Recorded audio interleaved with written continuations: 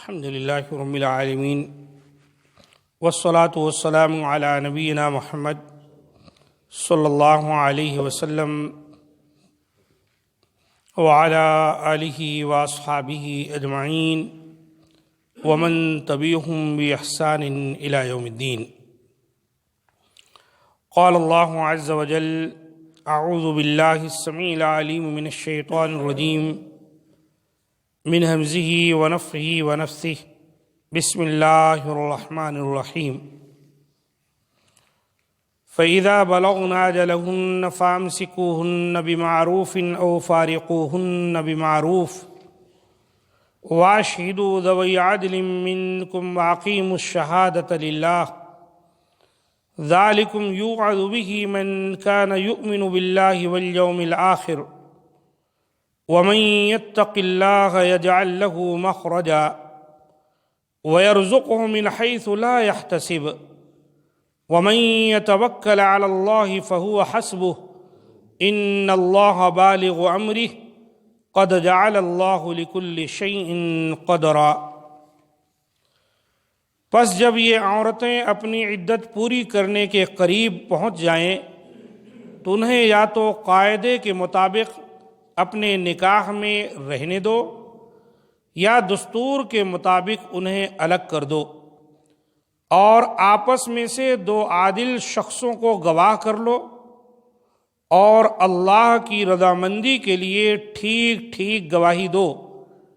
یہی ہے وہ جس کی نصیحت اسے کی جاتی ہے جو اللہ پر اور قیامت کے دن پر ایمان رکھتا ہو، اور جو شخص اللہ سے ڈرتا ہے اللہ اس کے لیے چھٹکارے کی شکل نکال دیتا ہے اور اسے ایسی جگہ سے روزی دیتا ہے جس کا اسے گمان بھی نہ ہو، اور جو شخص اللہ پر توکل کرے گا اللہ اسے کافی ہوگا۔ اللہ اپنا کام پورا کر کے ہی رہے گا، اللہ نے ہر چیز کا ایک اندازہ مقرر کر رکھا ہے۔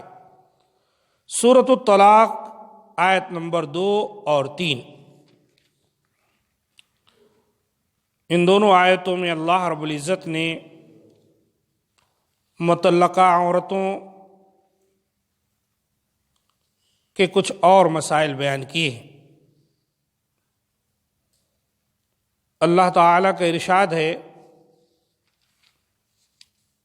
فَإِذَا بَلَغْنَ أَجَلَهُنَّ، پس جب یہ عورتیں اپنی عدت پوری کرنے کے قریب پہنچ جائیں،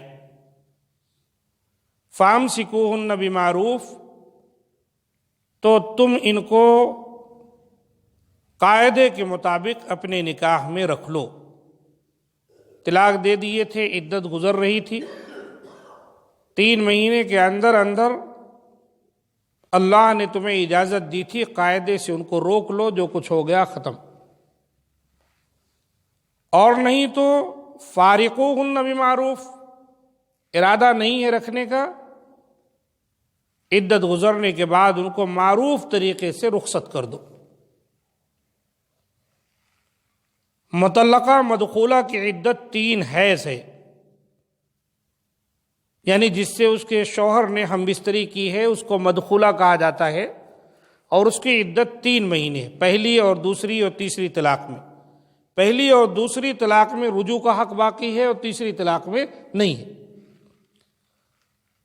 اگر رجوع کرنا مقصود ہو تو عدت ختم ہونے سے پہلے پہلے رجوع کر لو، بصورت دیگر انہیں معروف طریقے کے مطابق اپنے سے جدا کر دو۔ پیچھے بات آئی کہ عورتوں کو گھر سے باہر مت نکالو اور نہ وہ خود نکلیں۔ یہاں بتایا جا رہا ہے جو پیریڈ ہے 3 مہینے کا گھر میں رہنے کا عورت کے، جب وہ ختم ہو جائے تو اب یا تو عزت سے عورت کو رکھ لو تم، یا تو عزت سے اس کو جانے دو، بکھیڑا مت کھڑا کرو، اور جھگڑے پنچایت اچھی چیز نہیں۔ وَأَشْهِدُوا ذَوَيْ عَدْلٍ مِّنكُمْ، اور آپس میں سے 2 عادل شخصوں کو گواہ کر لو۔ اس رجعت اور بعض کے نزدیک طلاق پر گواہ کر لو، یہ امر وجوب کے لیے نہیں، استحباب کے لیے ہے، یعنی گواہ بنا لینا بہتر ہے تاہم ضروری نہیں۔ وَأَقِيمُوا الشَّهَادَةَ لِلَّهِ، اور اللہ کی رضامندی کے لیے ٹھیک ٹھیک گواہی دو۔ یہ تاکید گواہوں کو ہے کہ وہ کسی کی رو رعایت اور لالچ کے بغیر صحیح گواہی دیں۔ ذالکم یوعظ بہ من کان یؤمن باللہ والیوم الآخر، یہی ہے وہ جس کی نصیحت اسے کی جاتی ہے جو اللہ پر اور قیامت کے دن پر ایمان رکھتا ہو۔ ومن یتق اللہ یجعل لہ مخرجا، اور جو شخص اللہ سے ڈرتا ہے اللہ اس کے لیے چھٹکارے کی شکل نکال دیتا ہے۔ معنی ہے کہ یہ نصیحتیں جو کی جا رہی ہیں یہ اس کے لیے ہیں جو اللہ پر اور یوم آخرت پر ایمان رکھتا ہو،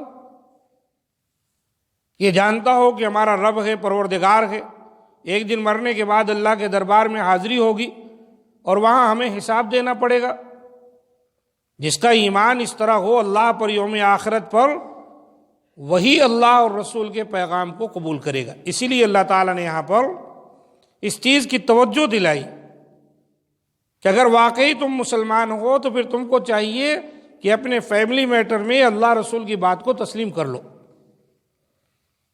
اور ایک فائدہ اس کا یہ ہوگا کہ وَمَن يَتَّقِ اللَّهَ، جو اللہ سے ڈرے گا، اللہ کی شریعت کو اپنانے میں، اللہ کی نافرمانی کرنے سے اللہ سے ڈرے گا، یجعل لہ مخرجا، اگر وہ کسی پریشانی میں مبتلا ہوگا تو اللہ اس کے لیے کوئی نہ کوئی چھٹکارے کا راستہ نکال دے گا۔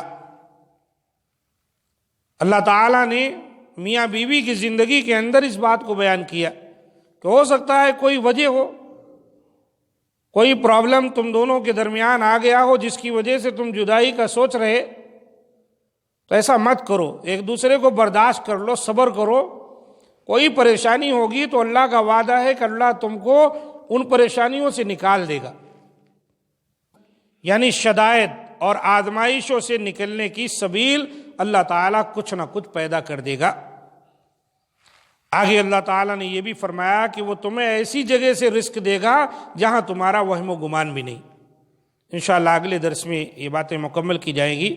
اللہ تعالیٰ سے دعا ہے کہ مولا کریم ہم تمام کی عائلی زندگی کو سنوار دے اور میاں بیوی کو باہم اتفاق و اتحاد کے ساتھ زندگی گزارنے کی، محبت اور شفقت کے ساتھ بسر کرنے کی توفیق دے۔ اللہ تعالیٰ شر سے، فساد سے، شیطانی وساوس اور نفسانی خیالات سے اللہ تعالیٰ جمی مسلمانوں کو محفوظ رکھے۔ اللہ ہم تمام کی حفاظت فرمائے۔ ھذا ما عندی، سبحان ربک رب العزۃ عما یصفون، وسلام علی المرسلین، والحمد للہ رب العالمین۔